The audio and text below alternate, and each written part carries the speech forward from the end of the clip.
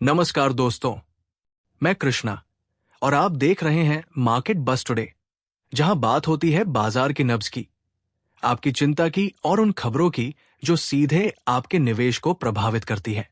आज की खबर एक ऐसी अंतर्राष्ट्रीय फर्म को लेकर है जिसकी मौजूदगी ने भारत के डेरिवेटिव्स मार्केट को ऊंचाइयों तक पहुंचाया और जिसकी गतिविधियों ने कुछ ही दिनों में उस पर प्रतिबंध भी लगवा दिया। नाम है जेन स्ट्रीट। तो हुआ क्या था जेन स्ट्रीट के साथ? जेन स्ट्रीट कोई आम ट्रेडिंग फर्म नहीं है। ये एक अमेरिकी हाई फ्रीक्वेंसी ट्रेडिंग दिग्गज है जो दुनिया के सबसे तेज और स्मार्ट कंप्यूटर एल्गोरिदम से बाजार में ट्रेड करती है। लेकिन इस बार एसईबीआई यानी भारतीय प्रतिभूति और विनिमय बोर्ड ने इसे सीधे निशाने पर लिया।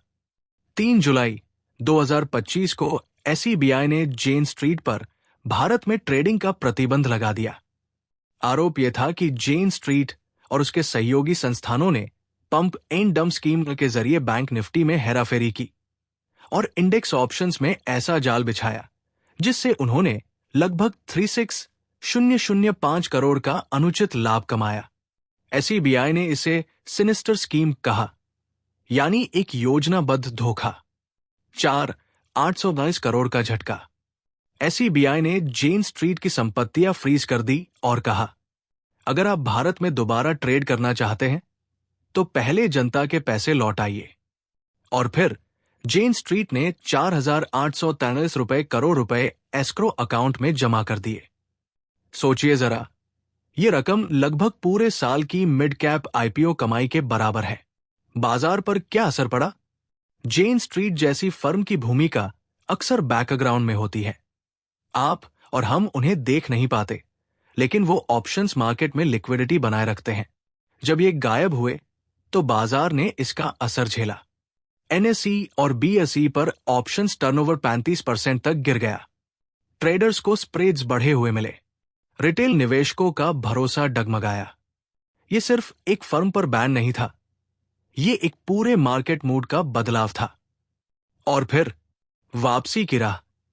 एसईबीआई ने सोमवार 21 जुलाई को जेन स्ट्रीट को फिर से भारतीय बाजार में ट्रेडिंग की आंशिक अनुमति दे दी। ये एक तरह से पैरोल की तरह है, पूरी आजादी नहीं। जेन स्ट्रीट को अब हर कदम पर निगरानी का सामना करना होगा। एनएसई और बीएसई को कहा गया है कि उनकी ट्रेडिंग एक्टिविटी करीबी नजर में रखी जाए और जो पुराने संदिग्ध ट्रेड है उनकी जांच जारी रहेगी। अब सवाल उठते हैं और हम सब के लिए सबक भी है। एसईबीआई का कड़ा संदेश, आप चाहे कितने भी बड़े क्यों न हो, अगर आप बाजार में धोखा देंगे तो भारत का कानून आपका पीछा करेगा। रिटेल निवेशक सतर्क रहें। FY 25 में ही 1.05 लाख करोड़ का नुकसान हुआ है रिटेल निवेशकों को सिर्फ ऑप्शंस ट्रेडिंग में। अगर आप डेरिवेटिव्स में बिना ज्ञान के कूद रहे हैं तो ये खबर आपके लिए वार्निंग बेल है, विदेशी निवेशकों के लिए चेतावनी। भारत अब सिर्फ तेजी से बढ़ती अर्थव्यवस्था ही नहीं, बल्कि एक रेगुलेटरी ताकत भी बन रहा है। आगे क्या? जेन स्ट्रीट की वापसी भारत के बाजार में एक नई शुरुआत भी हो सकती है, लेकिन वो सिर्फ तब जब वो विश्वास और पारदर्शिता के साथ वापस आए। एसईबीआई ने दरवाजा बंद नहीं किया, लेकिन चौखट पर एक चौकीदार बैठा दिया है। अंत में मैं कृष्णा बस यही कहूंगा, बाजार में मुनाफा उतना ही महत्वपूर्ण है जितनी उसकी नैतिकता।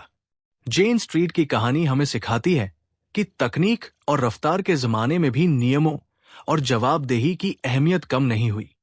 रिटेल निवेशकों से बस यही अपील है, जागरूक बने, सोच समझकर निवेश करें। आप देख रहे थे मार्केट बस टुडे। मैं कृष्णा। फिर मिलेंगे एक नई खबर, एक नए विश्लेषण के साथ। नमस्कार। और निवेश के साथ ज्ञान भी जरूरी है।